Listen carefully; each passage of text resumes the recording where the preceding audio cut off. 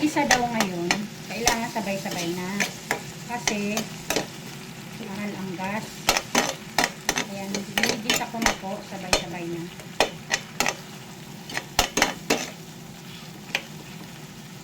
I-stop mo muna. Ilalagay na yung baboy. Yung baboy ko ay medyo naprito na po siya. Parang masarap.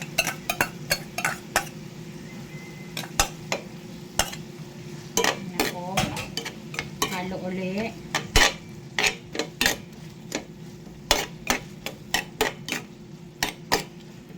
Ilalagay ko na yung bagoong.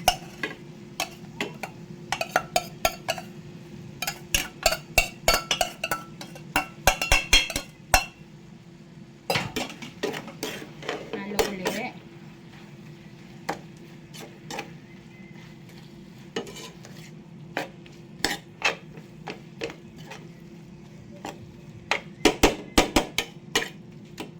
Lalagay ko na yung pamintang pino, 4 cubes, magic sarap, at brown sugar.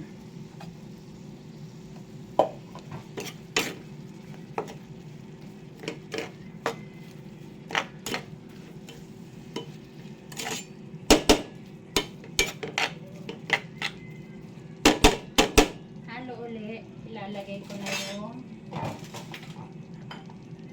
sili at siling green.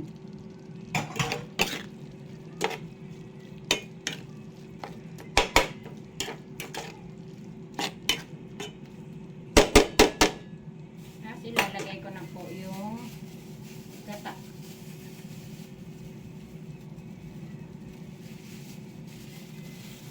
Fresh na gata po ito. Kaya nasa plastic.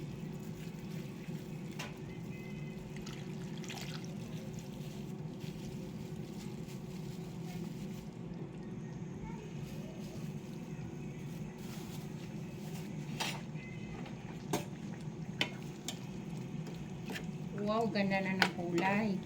May green, may red. Ayan.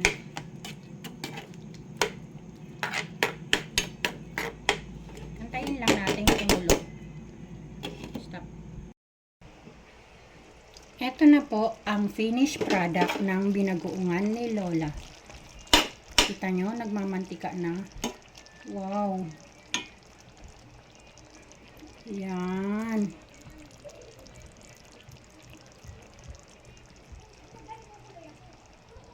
Yan.